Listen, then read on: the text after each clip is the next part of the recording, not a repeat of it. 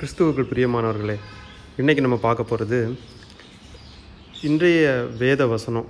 அதாவது நீதிமொழிகள் 19வது அதிகாரம். அதில் மூடனுக்கு செல்வம் சேராது, தகாது. மூடனாகிய மகன் தகப்பனுக்கு மிகுந்த துக்கம். இந்த வார்த்தையை நான் திங்க் பண்ணிகிட்டு இருக்கும்போது, மூடனுக்கு செல்வம் தகாது அப்படின்னா, நான் மூடனாக இருந்தால் எனக்கு செல்வம் சேராது, செல்வம் நிற்காது என்கிட்ட. என்னுடைய பிள்ளை மூடனாக இருந்தான்னா எனக்கு மிகுந்த துக்கமாக. இது வேத வசனம், கடவுளுடைய வார்த்தை. ஸோ அப்போ மூடன் யார்?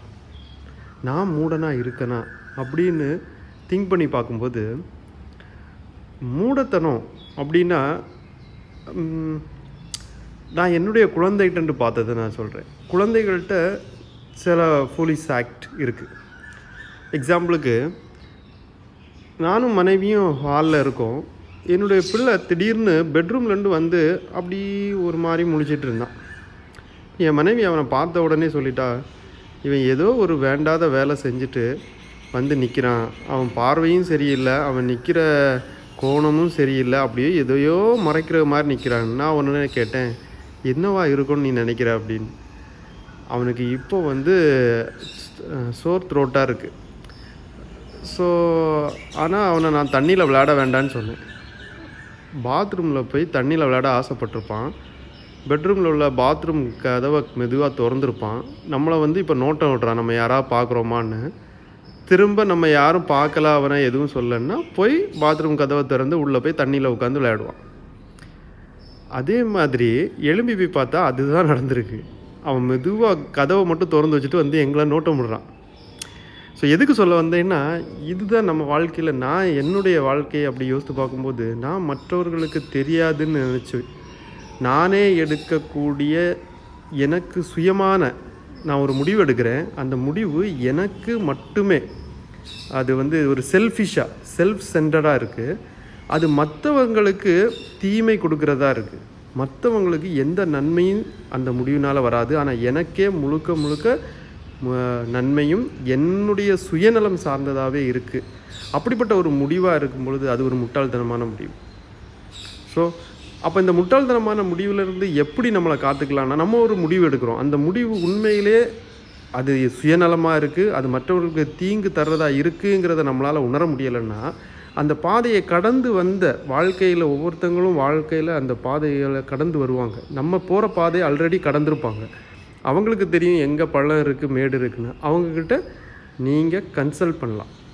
ஸோ ஒரு உண்மையானவராக, நீதியானவராக, கடவுளுக்கு பயப்படுகிறவராக தெரிந்த ஒரு அனுபவம் உள்ளவர்கிட்ட நீங்கள் போய் அந்த முடிவை கன்சிடர் பண்ணிங்கன்னா, உங்களுடைய முடிவில் சுயநலமும் மற்றவர்களை பாதிக்கக்கூடிய முடிவாக இருக்குதா என்கிறத அவர்கிட்ட நீங்கள் பெற்றுக்கொள்ளலாம். நீங்கள் வேதாகமத்திலிருந்து பெற்றுக்கொள்ளலாம். ஸோ எவன் ஒருவன் தனக்கு ஒரு முடிவு எடுத்து அந்த முடிவு முட்டாள்தனமாக இல்லையா என்பதை உறுதி பண்ண முடியாமல் இருந்து அதை மற்றவர்கள்ட்ட போய் கலந்து மற்ற சோர்ஸ்ட்டை போய் தேடி தெரிந்து கொள்ளாமல் இருக்கிறானோ, அவன் கண்டிப்பாக முட்டாள்தனமான முடிவை எடுக்கக்கூடிய வாய்ப்பு அதிகம். ஸோ அப்படி முட்டாள்தனமான முடிவு, சுயநலமான, மற்றவர்களுக்கு தீமை தரக்கூடிய அந்த முடிவை நான் எடுக்கக்கூடிய நபராக இருந்துகிட்டே இருக்கேன்னா, என்கிட்ட செல்வம் நிற்காது, எனக்கு செல்வமே இந்த பூமியில் தகாதுன்றது.